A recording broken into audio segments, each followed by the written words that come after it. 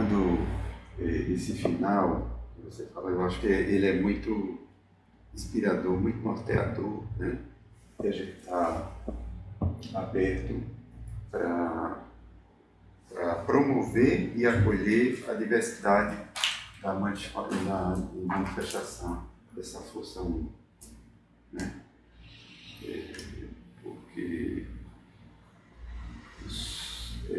querer eleger apenas uma dessas infinitas manifestações como a melhor ou a única aceitável, a gente já está começando a criar novos problemas, ou a continuar os problemas. Mas há algumas coisas que parecem que são comuns, já que a gente está falando de espiritualidade e vida comum. Então, por exemplo, o entendimento de que essa força inteligente, não estou nominando aqui para a gente já não começar a ter divergência, não aqui entre nós, mas no mundo. Então, o entendimento de que essa força inteligente e única, ela se manifesta de múltiplas formas, de diferentes formas. E aí é um desafio muito grande, né? Esse passo, essa consciência para toda a humanidade. Porque as religiões instituídas, na sua extrema maioria, elas têm uma leitura muito particular dessa força única. E é terrível. Aqui eu não estou fazendo pergunta, mas só um comentário, um desabafo. Mas é terrível, por exemplo, nós tivemos aqui, há 2 meses atrás, eu estava aqui num outro momento muito rico como esse, e a gente vê a que nível, né, a espécie humana já conseguiu chegar de ampliação de consciência, de entendimento das coisas do cosmos, da vida interna e externa, e assim, visões dessa força única, meu Deus, como que eu posso dizer, que foram geradas há muito tempo atrás e que já não conseguem acompanhar essa caminhada da espécie como um todo, para traduzir de uma maneira mais aproximada, né? Então, essa ideia de que essa força está o tempo todo interferindo na vida de cada um, nas escolhas da gente, praticamente a gente fica sem escolhas, porque é a vontade de Deus que a gente não traduz nem de uma maneira melhor, né? Porque eu acredito na vontade de Deus, mas o que seria o entendimento da vontade de Deus hoje, no século XXI? Cumprir regras estabelecidas dentro de um outro contexto, histórico, vivencial, espiritual, mental, né? Eu não sei, são coisas que eu fico pensando, enquanto as religiões instituídas, elas servem, de um lado, para evitar que a tragédia seja maior, na medida que possibilita que as pessoas tenham algum tipo de limite para algumas manifestações da sombra individual e coletiva, mas, por outro lado, também elas continuam amarrando alguns voos e algumas atualizações que são necessárias, né, no processo tanto das vidas individuais como do processo coletivo, né? Então, como promover diálogos interações mais mais produtivas nesse sentido, né?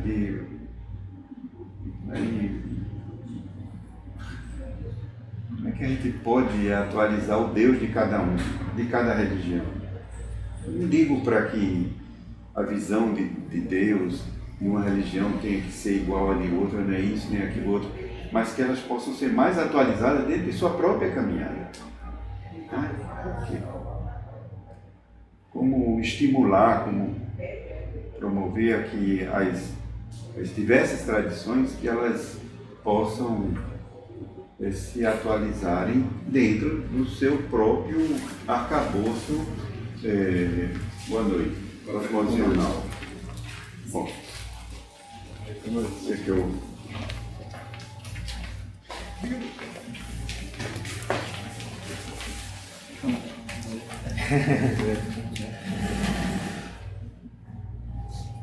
Se responde essa. Para que sejam possíveis diálogos, né? mais producentes, né? Para que sejam possíveis diálogos mais producentes. Posso comentar? Por favor. Veja, eu sinto que, embora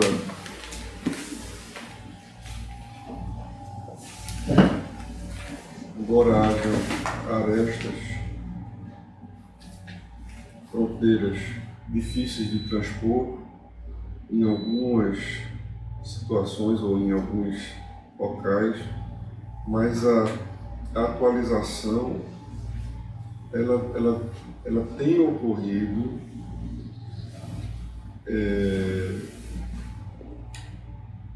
na maioria, digamos assim,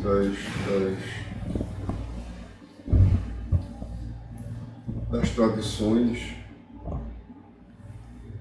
em seus representantes mais representativos. Se você pegar na Igreja Católica, você pegar no budismo, você pegar no protestantismo, você pegar em todas as tradições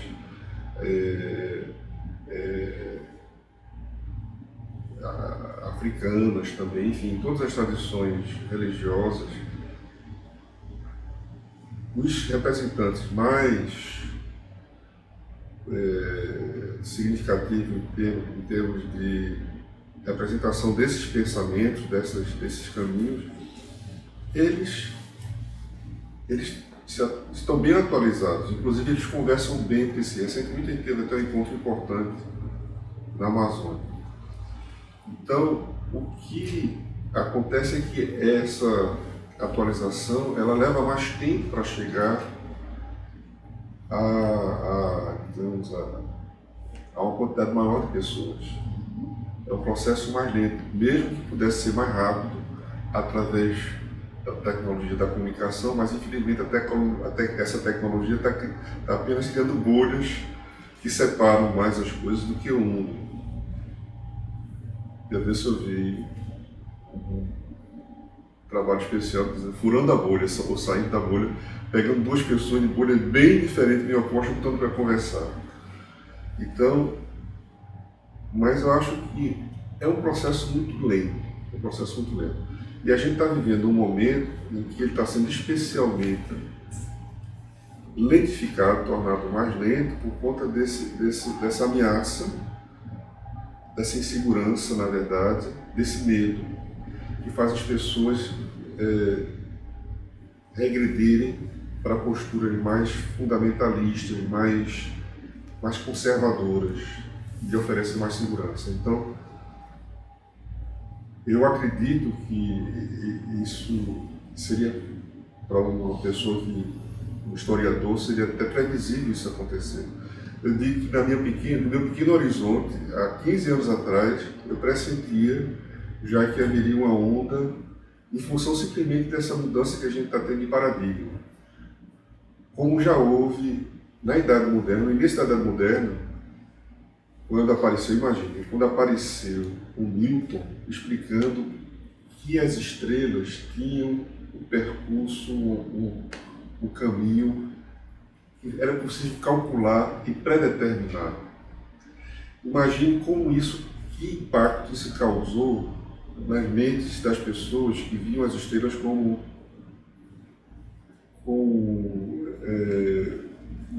assim, uma forma poética ou religiosa, como uma coisa divina. De repente aquilo passa a ser visto como magno. Houve um movimento, na época, dos luditas, que se opunham fortemente a essa ciência que ameaçava essa beleza orgânica, divina, celestial. Porque Newton veio e mostrou que aquilo funciona como mágica. Então, o que a gente tem hoje é uma situação de muita gente que lida com as mudanças que a própria ciência oferece, as possibilidades de gênero, por exemplo, que para muitas pessoas isso não tem nenhum problema, não causa nenhum incômodo. Para outras isso mexe, em função da história pessoal, mexe com a maneira com que ela se organizou pessoalmente. E a tendência delas é reagir a isso. Então, existe toda essa variedade de coisas que acontecem num conjunto maior de pessoas, mas se a gente vê os representantes maiores de cada uma tradição religiosa, científica, eles estão assim com uma percepção já mais sintonizada entre si. Agora, o processo de chegada a uma coletividade maior é mais lento e está sendo especialmente lento agora por conta dessa retração. Essa retração. Aí isso leva a um outro gancho, talvez tenha também um fundo na sua fala. Até que ponto a gente pode aceitar um movimento de regressão ou retração, ou como lidar com isso? Essa é uma questão delicada, né? Até que ponto a gente pode ser tolerante com o intolerante? A questão que se coloca. Então, está ficando difícil discernir, mesmo para quem pensa e procura pensar com muito cuidado sobre essas coisas, como fazer. A gente tem soluções interessantes, tanto do lado, digamos assim, da luta, do enfrentamento direto, confrontamento, na verdade, nem enfrentamento, confrontamento direto, como pelo lado da não violência, né? Você pode ver uma figura como Gandhi, que continua sendo uma expressão de um processo que teve resultados práticos. Gandhi exigia que as pessoas que saíssem com ele à rua, numa manifestação, fossem incapazes de violência física, ou seja, se batessem neles, eles não podiam revidar, fossem incapazes de violência verbal, se xingassem eles não podiam xingar de volta, fossem incapazes de violência emocional, não podiam sentir raiva, e fossem incapazes de violência mental, não podiam pensar, desejar que aquele cara que xingou e que bateu nele fosse atropelado por um acidente qualquer. Então, veja, radical. Aí eu disse, isso é uma utopia, mas deu resultado. Deu resultado. E alimentou aquela força. Você vê aquela cena, aquele momento em que eles foram pro sal, milhares de pessoas, você viu o filme Gandhi, aquela cena chocou o mundo, a Inglaterra perdeu toda a moral, porque homens, numa fila, um após o outro, sendo praticamente abatidos, apaulados, as mulheres pegavam e arrastavam. Você viu essa cena? Para cuidar. E ninguém revidou. Aí acabou-se a moral da Inglaterra, do grande império inglês, e aí o mundo inteiro. Então veja, por outro lado, próprio Bhagavad Gita, que é uma tradição das mais ricas de sabedoria, ele afirmava o seguinte, que o mal não está no objetivo de matar ou ser morto. Está no fato subjetivo de odiar ou amar. É uma metafísica muito elevada. Aí você pode imaginar, só para dar um exemplo assim, por exemplo, eutanásia, você pode matar o outro, mas não é por ódio. Não, né? Então, essa questão é muito complicada, muito delicada. Eu não sei se é possível ter uma resposta para uma coletividade. Talvez sejam respostas individuais, posturas individuais. Mesmo, por exemplo, dentro de uma organização como um partido político, você vai ter pessoas que vão pela não violência e outros que vão. E você querer dizer a priori qual das duas é melhor, pode ser querer ser Deus, né? É meio difícil isso.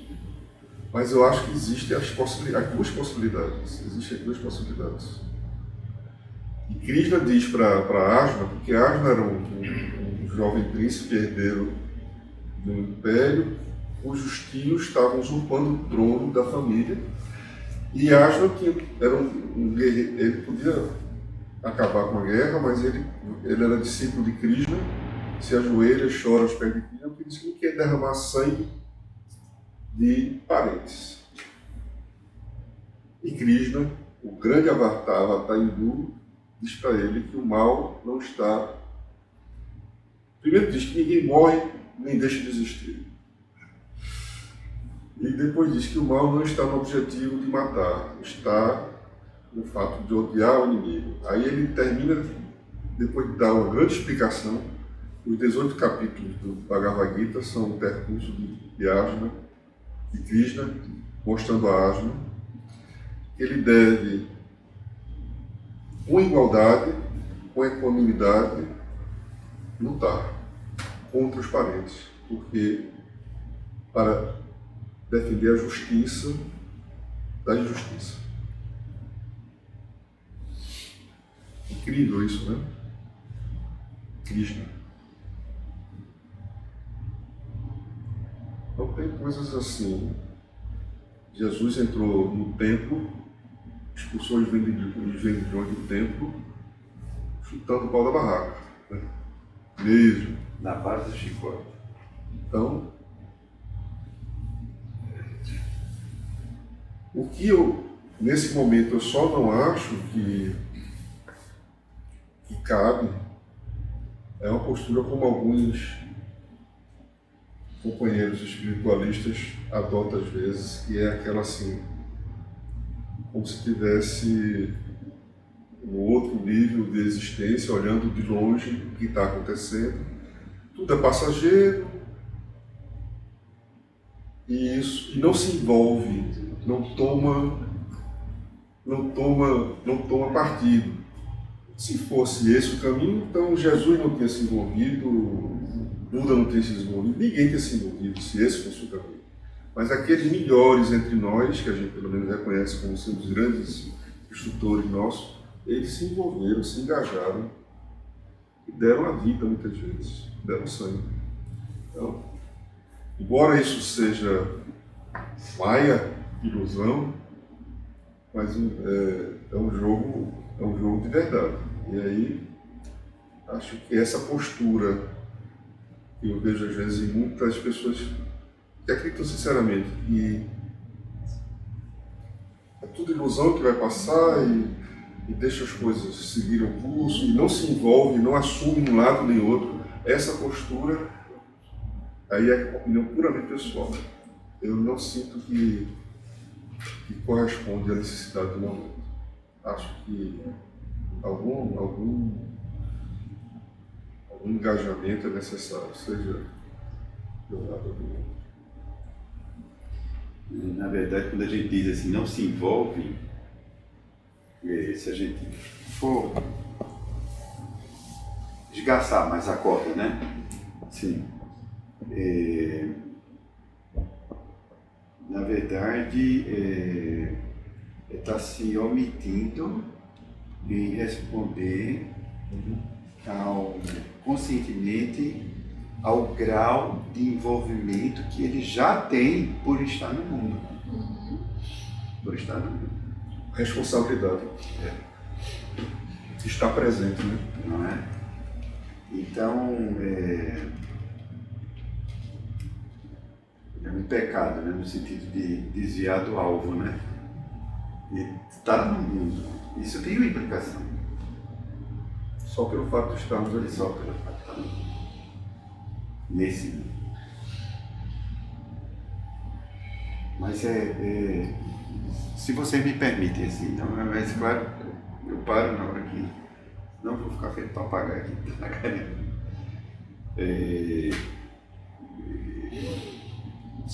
Sobre essa sua última fala, Bacurau. Não sei quem assistiu, quem deixou de assistir, mas eu fui assistir com um grupo de pessoas amigas e tal, e eu tive lá uma pequena catarse, né? Eu saí do cinema envolvido mesmo com aquele negócio e tal, tarará. E algumas pessoas que estavam assistindo comigo reagiram de formas diversas, né? E depois eu fui tendo a oportunidade de ouvir um ou outro que assistiu e tal. Então, por exemplo, o pessoal que é uma parte da minha vida da área de direitos humanos, todos muito severamente críticos em relação à questão do filme. Não, porque você não vai resolver com violência, não sei o que, não sei o que, não sei o que. Aí tem um articulista lá, não sei se foi na Folha, no Estado de São Paulo, eu recebi o artigo através do WhatsApp. Ele falando do choque de alguns segmentos da sociedade paulista, né, da classe média, das elites, não sei o quê, que reagiram terrivelmente ao filme e tal.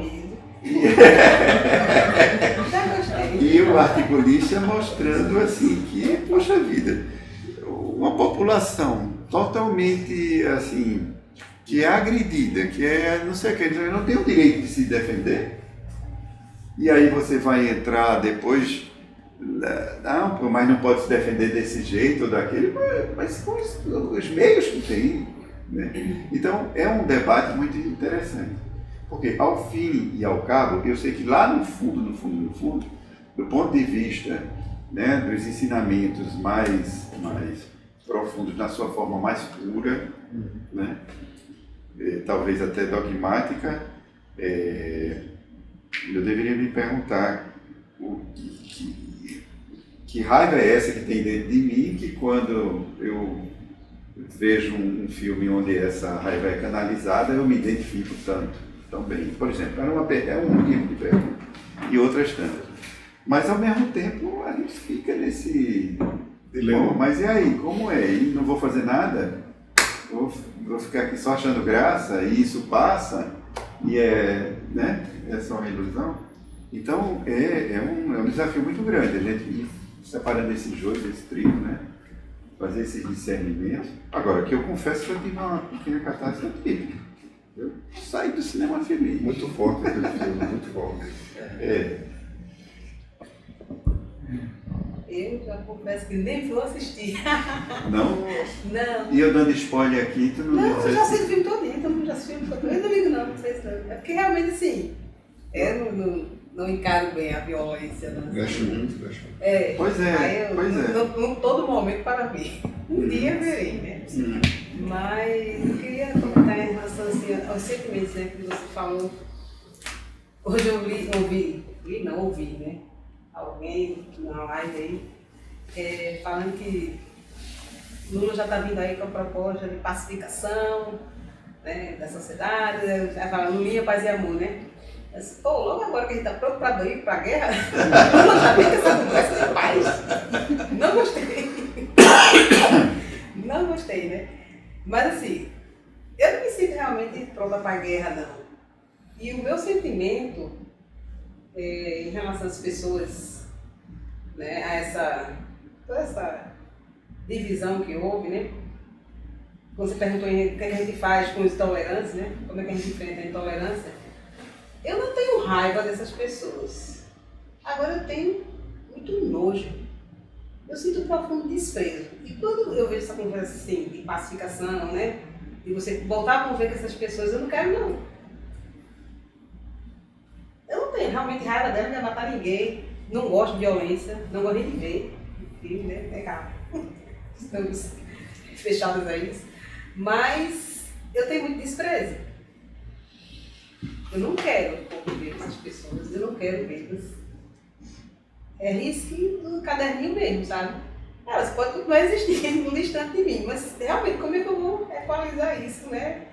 Quando vem uma proposta aí, não, precisa realmente unir o país, que desse jeito o país, como disse Minha Couto, se quebra. o Brasil está na posição que estava os países africanos antes da Guerra Civil, né? Exatamente, quando a briga chega dentro das famílias, então você está um passo realmente de entrar em Guerra Civil. Então assim, estamos nesse ponto. E aí Lula vem porque é um cara que tem essa capacidade, né, de achar que pela pacificação, né, você volta a uma... E aí eu realmente me sinto incapaz desse movimento. Porque eu tenho muito nojo do que as pessoas fizeram. E continuo fazendo, né? Então assim, eu não sei conviver mais com isso. Não sei mesmo. Eu tenho desprezo. Às vezes eu vejo umas pessoas assim, demais, me dá um negócio assim. São pessoas que se eu nunca mais ver na vida, eu não desejo nenhum mal a elas, pelo contrário. Pode viver sua vida mesmo. Eu só não pode passar mais na minha rua. Então assim, qual é a origem desse nojo? Né? O ódio é muito fácil a gente ver, né? Você fica um odeia do lado, outro odeia do outro, né? Mas, e como é que se lida também com isso, né? O desprezo ele não é violento, mas também é uma aniquilação do outro, né? Porque você afasta o outro da sua vida. Por isso eu acho que ele é violento, sim. Ele é. Quando alguém diz assim, eu dei um gelo naquela pessoa, ou então aquela pessoa não existe mais para mim. Morreu pra mim. Aparentemente ela não está fazendo nenhuma violência, mas ela está sendo extremamente violenta. Eu acho que sim. Precisamos reconhecer que a violência está em nós, em todos nós. E se a gente achar que está somente no outro, aí a gente repete o mesmo problema do outro. Uma coisa que eu acho que é importante considerar é que muitas dessas pessoas, todos nós estamos passando por isso, nossas famílias, amigos, pessoas que a gente nunca imaginou, de repente tomam certas posições. E aí, se a gente olhar bem, pelo menos eu acho, assim, que a maioria delas foi capturada por um processo midiático extremamente poderoso, extremamente competente, inteligente, para mexer com memes que funcionam como genes, sabe? Você coloca aquilo lá e ele sozinho ele sai se articulando dentro do imaginário das pessoas. Então pessoas que nunca viram Lula têm um ódio pessoal a Lula como se tivesse ódio de alguém que conheceu e que fez um mal à filha ou à mulher. Como é que se explica isso? Não foi uma coisa que a pessoa, ela própria não é autora daquilo, embora ela se sinta dona do seu pensamento. Então isso foi um processo. Então, não que isso justifique, mas eu acho que explica um pouco, não diminui a responsabilidade também, né? Mas assim, os maiores responsáveis não é essa massa, não, sabe?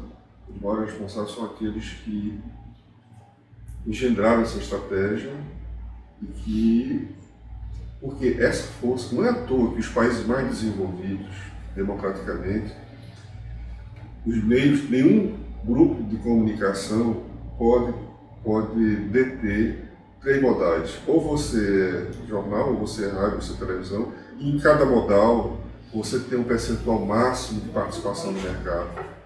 Porque desde a Segunda Guerra Mundial, onde Hitler tinha um ministro da propaganda, e muito antes dela, mas o Hitler isso ficou, a metodologia foi estabelecida, se sabe o risco que corre qualquer democracia se isso fica na mão.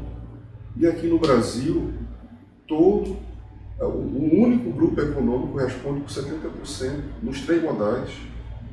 Eles fazem a visão do mundo das massas, eles fazem.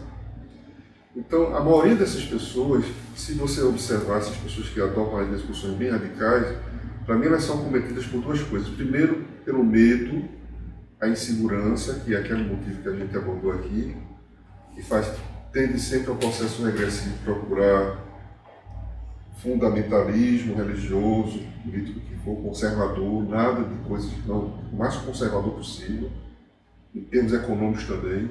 A gente pode ver até o movimento do sistema financeiro, o mais conservador em situações de risco.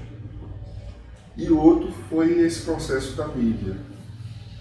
A mídia, e claro, na verdade a mídia é só a interface, né? Quem está por trás da mídia, que é uma elite pequena em número e poderosa, que fez a população entrar nesse processo.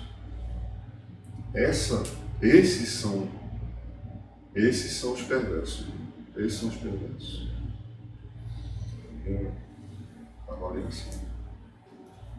Eu até concordo. Agora, sim, eu acho que já existia predisposição das pessoas para aceitar essa mensagem. Porque, assim, eu identifico muito o que aconteceu no Brasil com o racismo no Brasil. O que é o racista brasileiro? O que é qualquer racista no Brasil? É você rejeitar o outro sem nem saber quem ele é. Ou colocar no outro, né, na pessoa de cor, todas as negatividades, né, de um ser humano ou da sociedade. Então, assim, quando vem uma mídia que diz não, Lula é ladrão, todo mundo quer acreditar, porque Lula é uma pessoa também do trabalhador. Pessoa simples, não fala direito. É por racismo e por preconceito. Preconceito social. Né? Então, assim, é muito fácil de acreditar. Os outros ladrões, né, os ladrões de verdade, ninguém está odiando e ninguém está querendo matar nem ver preso. É reforçado por uma predisposição. Exatamente. Né? Então, assim, isso que me incomodava, por isso que eu tenho muito nojo do povo, né? Isso me incomoda profundamente, porque você rejeita ou aceita que alguém diga que fulano presta ou não presta só porque, né? Então, assim, foi muito fácil, foi sem resistência nenhuma. Acreditou-se muito fácil, acreditou fácil por quê? Porque não é quem é, não é motivo não. Então, assim, eu tenho muita dificuldade de... Só concordando com você, eu tinha, pessoalmente, uma percepção do povo brasileiro como aquele povo cortês, doce, quase meigo. E hoje eu vejo que isso é uma grande ilusão, sabe? Nós somos quase tão alemães quanto foram nazistas. Temos as mesmas pegadas. Há 20 anos atrás, mais ou menos, eu comecei a ouvir, ou há 30 anos atrás... Eu peço que as pessoas falem... Certo, é bem rapidinho. Sobre essa coisa do brasileiro, ser como não sei o que, você vai perguntar para os paraguaios e para os bolivianos o que é o brasileiro e nessa época, mais ou menos, eu começava a pensar, a gente... ou a gente consegue superar nossos principais desafios e ser um exemplo para o mundo, um povo, assim, de trazer novas luzes para o planeta, né, inspirar, ou a gente vai ser mais FDP do mundo, entendeu? Porque fascismo de um povo única e exclusivamente branco é esse fascismo alemão, italiano, norte-americano. Agora imagina o que é um fascismo com a dinâmica que a gente tem aqui na formação do povo brasileiro. Exatamente. Fernanda Montenegro soltou uma frase recentemente que eu achei muito interessante, que ela diz que somos perigosos porque nos aceitamos diversos. Essa polêmica que teve recente com ela. Assim. Essa não.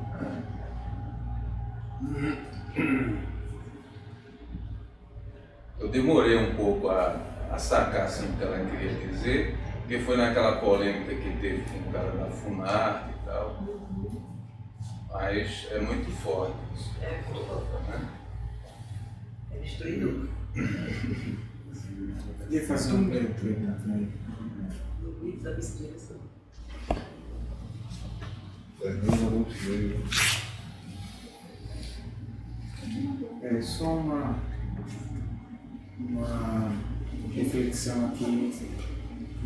E aí você comenta como você achar conveniente, Afonso.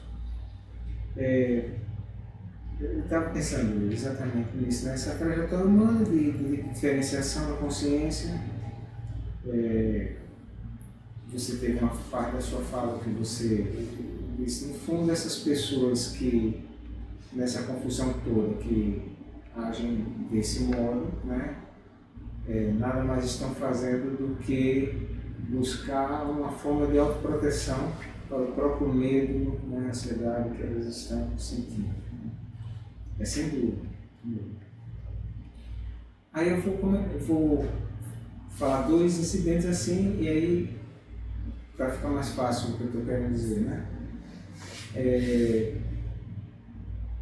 Eu acho que todo mundo ocidental foi beneficiado de alguma forma pela diáspora dos mestres e monges tibetanos que saíram, né, a partir do Tibete, invadido e tomado pela China. Né? Então, quer dizer, hoje em dia tem inclusive um diálogo que você conhece aí, vários aqui também conhecem, muito aprofundado, né, da meditação, do budismo, com ciências, etc. O Mindlife está aí, o Dalai Lama é uma figura um interlocutor privilegiado de muitos cientistas, etc. Né? Então, num certo sentido, a cultura do mundo ocidental foi enriquecida, né, por meio desses, vinda desses mestres. Né? Esses mestres não teriam saído, isso não teria ocorrido, possivelmente, se eles não tivessem fugido de lá, saído de lá. Não é? Então, digamos assim, foi um ato de violência sem querer justificar o ato de violência, né? Mas só juntando as coisas, né? Quer dizer, um ato de violência gerou a saída deles, que gerou toda essa onda que hoje nós participamos. Né? Isso é elemento 1. Né? Tem uma fala de Jesus, que ele fala assim também, um versículo, estou esquecido um pouco do contexto, isso é perigoso, né, porque pode se tornar fundamentalmente, mas tem uma frase que ele diz assim, procurem conquistar, granjear amigos com a riqueza da injustiça. Né? Quer dizer, às vezes ocorrem situações que são injustas no mundo, né? Mas elas mesmas, de algum modo, podem ser, digamos, já que elas ocorreram também, você pode se posicionar dentro delas e disso, como se do limão se fazer uma limonada. Né? Agora, do outro lado, né, por exemplo, uma figura feito Hitler na Alemanha, né, aí, obviamente, com todo o respeito, toda a reverência que eu tenho à figura de um Gandhi, certamente tem mesmo, né? No mesmo modo que você tem aí, mas eu estou certíssimo de que Hitler, por exemplo, não seria derrubado por fazer guerras de fome inteiras, né? Pois tal, ele não seria derrubado assim não. Né? Então, ali realmente só caiu por um ato de guerra, não é? A guerra que ele mesmo começou, né? Mas ele não cairia por movimentos pacíficos. Né? O Império Inglês Cara, o Império Inglês tinha uma aura de civilizado, né? Sim. Hitler não estava preocupado com isso não. Nem Hitler, né? Hitler é um Bolsonaro mais inteligente, né? Então eu estou lá preocupado com o que estão achando comigo, eu quero dominar e pronto, acabou-se, né? Então ali foi na base do ato de força mesmo, e eu acho que nenhum ato de terminaria com ele. Essa é a terceira questão. E aí eu fico pensando assim, nós sendo os jogadores no tabuleiro de xadrez, não é? Quer dizer, às vezes a gente fica tentado realmente assim de fazer o julgamento como se a gente tivesse vendo o jogo assim de cima, não é? Todinho, Sem né? estar jogando. Exatamente, sem estar jogando, né? Mas a gente está aqui. Olha, a gente é o peão aqui, coisa e tal. Às vezes a gente não tem a visão do que a gente é o quê? A bola. A gente não vê nem a bola. Exatamente. Né? Então a gente está aqui assim, né? Então, aí às vezes nesse aqui assim, por exemplo, estou pensando aqui, o soldado que está atacando o Terceiro Reich, né? O soldado russo que está entrando em Berlim para libertar Berlim, né? Os primeiros soldados, pode ser até, ele está ali na posição de entrar em Berlim, ele não está no ponto de dizer, esse movimento é certo, eu vou fazer assim. Não, ele é um soldado ali, ele tem que entrar, não é? Então, tudo bem, a forma como é que ele entra internamente ou não, aí isso é que está na dependência dele, né? Mas ele está naquela posição ali, ou seja, ele não escolheu o campo, mas ele está no campo, né? Então, estou dizendo tudo isso a partir dessa questão de que nós não fomos postos nesse, quer dizer, a gente não escolheu esse campo aqui onde a gente está jogando, foi talvez assim, tenhamos tanta angústia porque a gente não queria talvez estar nesse campo aqui, não é?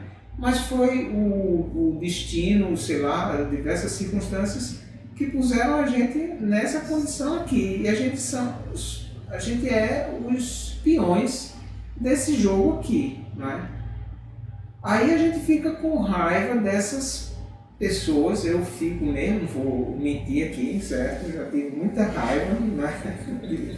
Muita gente, não estou nesse nível aí do que Gandhi queria, né? Só não cheguei no nível da ação, nem da fala, mas dentro já senti muita raiva, não é? Porque a gente não queria estar nesse tabuleiro, né? Em que nós fomos colocados, né?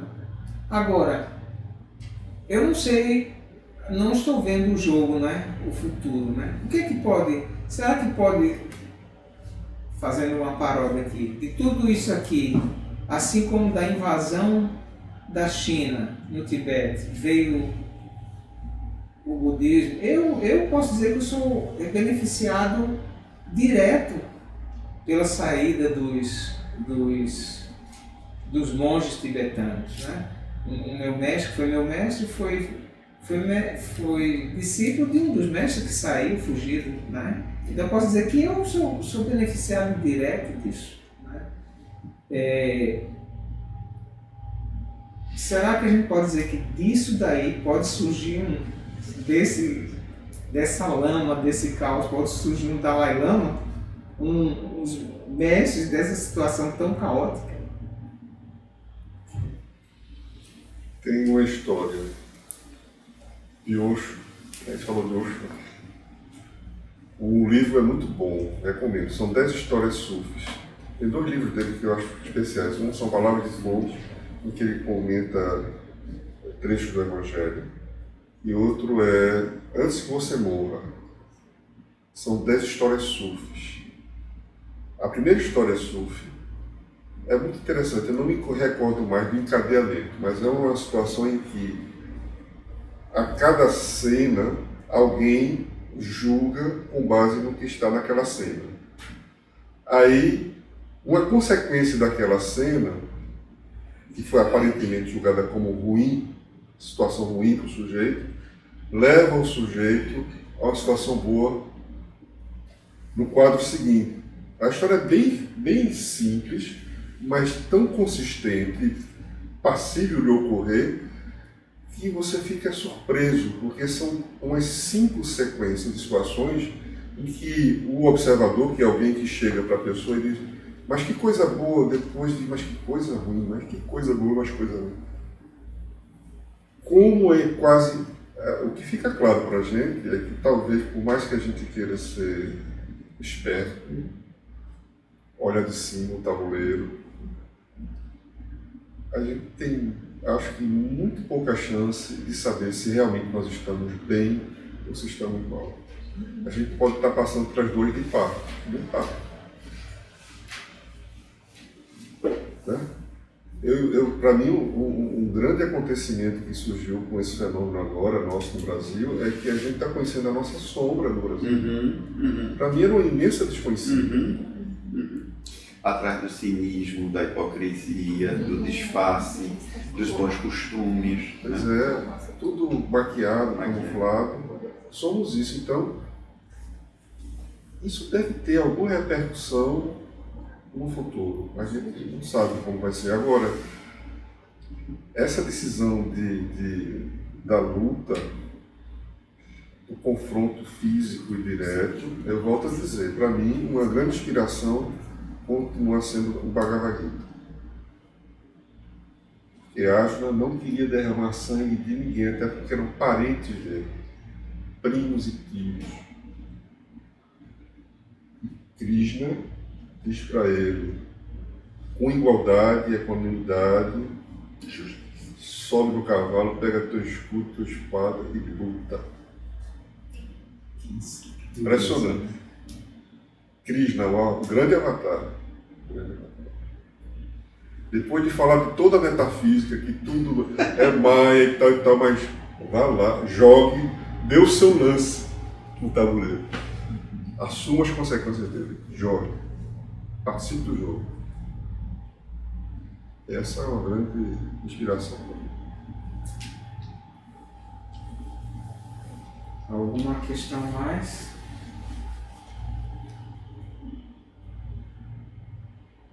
Eu queria que você pudesse comentar assim, essas coisas. Só um instantinho, André, por Que favor.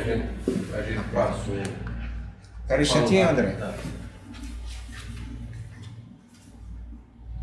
Você falou rapidamente aí que é a questão das redes sociais, né? É como se fosse uma nova plataforma que a gente tem que estar inserido nisso aí. E essa questão do ego que você falou, porque é quase que uma usina, né, de fortalecimento dessa coisa. Isso.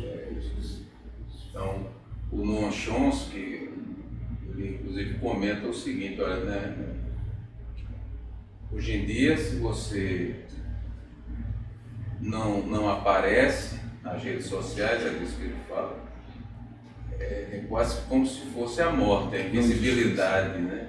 Então a invisibilidade hoje é a morte. Então as pessoas ficam nessa...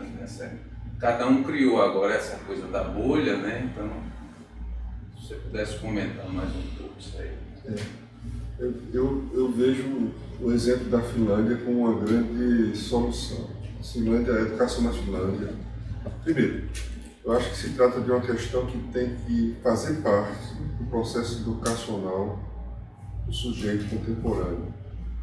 O aprender a lidar com essa nova situação que vivemos. Então, na Finlândia, nas escolas, a partir de 6 anos ou 7 anos, já é desenvolvido com as crianças através de trabalhos em grupos, de discussão em grupo, o exercício de uma análise crítica de tudo que aparece na Bíblia. De tudo que aparece na Bíblia. Então, o que isso representa é um desafio muito grande que temos pela frente. Porque não dá para a gente zerar essa tecnologia que a gente tem, nem o que ela é capaz de fazer. eu vejo assim essas tecnologias das comunicações como assim, elas possibilitam a criação de universos simbólicos onde as pessoas que se afinam ou têm predisposição de alguma forma se sentem reforçadas, suas identidades egóicas são reforçadas ali. Então ali é um lugar confortável para elas, é um abrigo, é uma trama de sentido onde elas se encontram, se identificam. Então é muito difícil recusar a um convite desse. É muito difícil, entendeu? A não ser que você, desde criança, você desenvolva recurso de defesa. Recurso de defesa. E o outro caminho que eu acho que também vem pela educação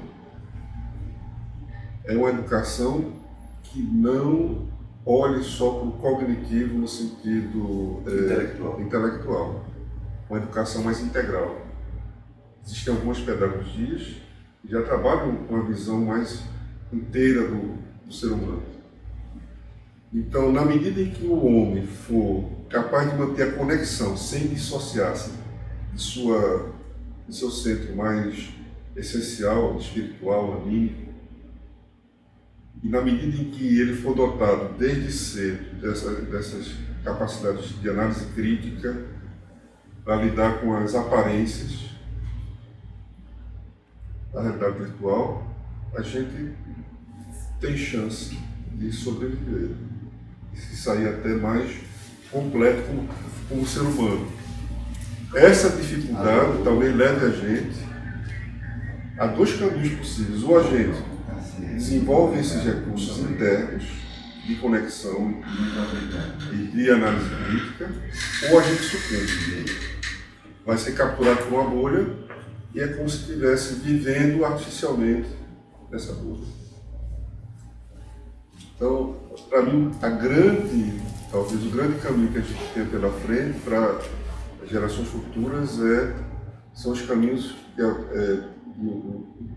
que a educação pode oferecer.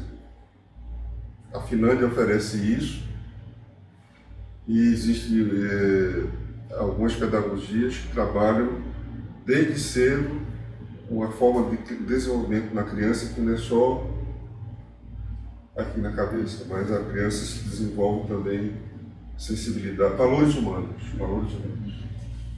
Saibaba desenvolveu um sistema também de educação focado em valores humanos. Saibaba. Eu conheço da pedagogia Waldorf, né, que desenvolve os vários corpos, então você tem um trabalho mais completo, é um desenvolvimento mais integral. Né? Exatamente. Agora, só para ilustrar essa história das mídias, né, casualmente essa semana eu vi, através desses canais do Sky, um documentário sobre os irmãos Lumière e o nascimento do cinema no final do século passado. Então é interessante... No final do século XIX. Do XIX. É que eu nasci no século XX. A gente ainda se acha no século XX, né? Eu nasci no século XX, a ideia de século passado é século XIX, permanente. Mas enfim, eles passam, é um documentário maravilhoso, é comovente. Eu tive uma experiência legal, assim, do ponto de vista emocional, de ver aquelas primeiras imagens através do cinema e tal, essa coisa toda. Em situações humanas, os filmes deles tinham 50 segundos só, todos os filmes deles tinham 50 segundos. E eles fizeram milhares de filmes. E pega situações ali do final do século XIX, né, da última década do século XIX, e também depois eles saíram pelo mundo. Então tem imagens do Caribe, do México, dos Estados Unidos, alguma coisa na África e Japão. É um negócio impressionante. Eu sabia que eles tinham andado tanto na Turquia e tal. São imagens, são filmes de 50 minutos e tal.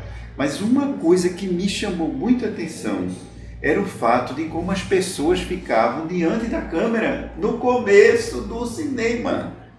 Ou seja, no final do século XIX, começo do século XX já, a reação é a mesma da de hoje. Isso que me surpreendeu. Fica capturado pela tela. Capturado pela câmera, entendeu? Pela tela, né? Enquadrado ali e tal. A mesma. O cara fazendo estripulia para estar aparecendo ali, para estar chamando a atenção. O outro que fica parado olhando, não sai do canto, ele interrompe o percurso dele para ficar ali. É um negócio curiosíssimo. Só aproveitando, já que você falou da pedagogia Waldorf, a pedagogia Waldorf representa um desafio para os pais muito grande, porque os pais têm que ter muita convicção dos valores humanos que eles querem para os filhos e também os valores que eles querem para o mundo e que os filhos vão ver. Então, uma das coisas é a seguinte: a orientação muito forte que se dá é nada de contato de criança com celular, videogame, essas coisas. Nada. E aí, isso já não é fácil para a maioria das pessoas, né, lidarem com essa coisa. Mas o fato é que as crianças que passam por um processo Waldorf, elas têm um desenvolvimento. Eu não tinha falado o nome, e aí você me deu a oportunidade, porque eu sou muito ligado à iniciativa Waldorf aqui em Recife. Aliás, a iniciativa primeira, minha esposa diretamente. Então, você vê as crianças assim, as crianças aprendem a lidar com arte, com... Os livros são feitos pelas crianças, então os brinquedos são feitos pelas crianças, nada que é comprado pronto, entendeu? Então, o desenvolvimento da criança é muito mais harmônico e você sente as crianças menos agitadas, mais tranquilas, mais alegres. É realmente assim, um negócio que você vê que ali alguma coisa importante está sendo preservada. Isso é uma das coisas, para mim, uma grande saída, caminho é hoje a gente realmente procurar essas vias da educação para poder dotar o ser humano de habilidades para lidar com essas novas situações. A preocupação nossa não deve ser formar gente para um mercado de consumo, de trabalho, mas é formar pessoas capazes de escolher, de fazer escolhas. Pessoas capazes de fazer escolhas. Essa é a tarefa.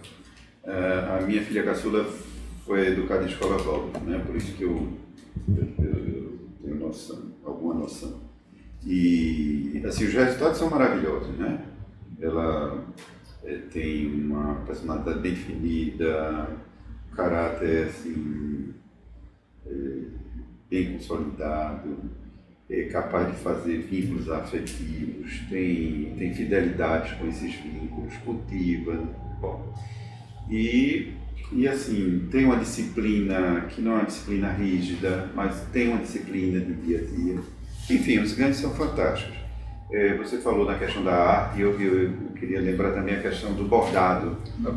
Meninos e meninas bordam. E meninas, porque ajuda no desenvolvimento, né, a história do tricô, que é um negócio fantástico. Mas assim, eu só queria contar um episódiozinho, porque a forma como eles, por exemplo, no segundo ano do jardim, né, a professora, a jardineira lá, ela era muito aplicada, era muito envolvida com toda a pedagogia Waldorf. Quando ela chamava os alunos, ela chamava cantando, porque o chamar fulano, cicrano, é como se, né, agride, né? Então ela chamava Manuela, e era engraçado porque eu via as crianças atendiam na hora, que a gente vê muitas vezes, né? Fulano, cicrano, e o menino fica lá e tal. Enfim, isso é uma coisa. Outra, eles nos escorregos e nas coisas tinham bastante autonomia, nunca aconteceu acidente. Eu ficava com a mão no coração, digo, meu Deus, essas crianças tão pequenas, subindo ali. Mais tranquilo. E uma vez, aí ela já estava no grau, né, que é como eles chamam, começa a ser fundamental e tal. ela já estava, não sei se na terceira série, qualquer coisa, quarta. Eu fui buscá-la na escola, tinha terminado a aula da manhã, todo mundo brincando ali, os pais pegando seus filhos e tal. Eu digo, vocês viram Esther? Não, ela está por aí, não sei o quê. E quando eu vou andando assim no jardim, aí, papai! E eu procurando, papai aqui em cima, papai. Quando eu olho, ela está lá num galho da árvore e a coleguinha num galho imediatamente abaixo, as duas conversando como se estivessem sentadas em duas confortáveis poltronas, com a maior tranquilidade.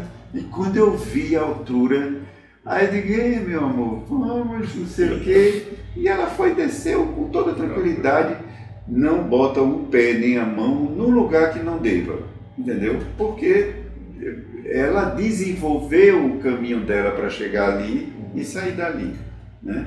Então essa autonomia, essa coisa é uma coisa maravilhosa. Sim, e só para lembrar, há uns 20 anos eu vi um dado, 15 anos eu acho, de que no Vale do Silício, o pessoal que, né, desenvolve todas as TIs e tal, eles têm um grande número de escolas Waldorf, não uma só não, são várias escolas Waldorf, e eles lidam muito bem com essa história de os filhos não estarem pegando em computador. Eles acham bom que os filhos acham ótimo.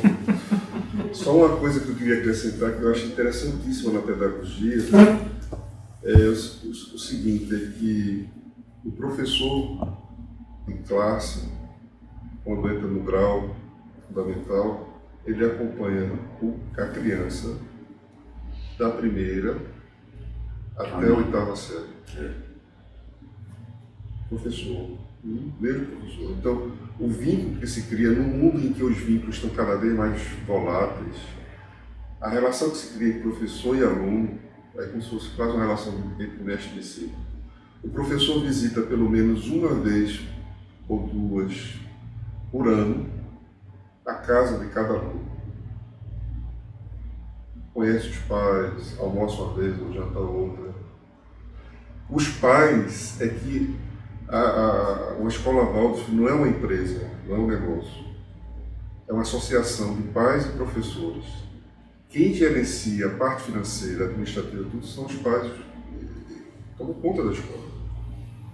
Então, é uma coisa interessante, porque não é uma coisa terceirizada. Quando tem uma festa, dia anterior e pela manhã, quem está fazendo tudo, os enfeites, tudo, são os pais que estão fazendo. Eu já pintei muita cerca.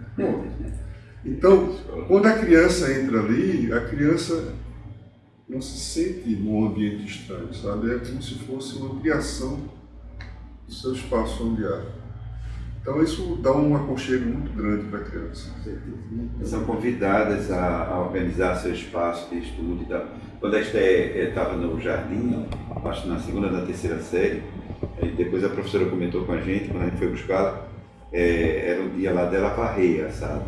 Então disse que ela estava varrendo a sala e depois comentando com a coleguinha, isso aqui não parece nem escola, parece mais emprego.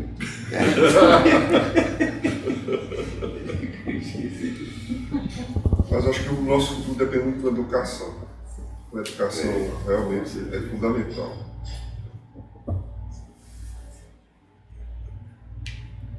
Ok. Bom, então, pode botar aqui pra mim. Só para eu fazer um encerramento aqui. Então, Afonso, muito obrigado.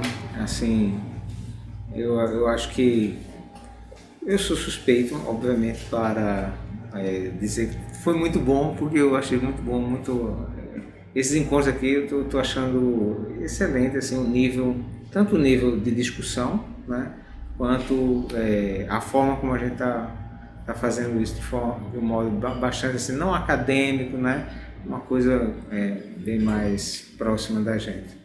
Só tenho que agradecer muitíssimo ter aceitado estar aqui conosco, viu? Valeu.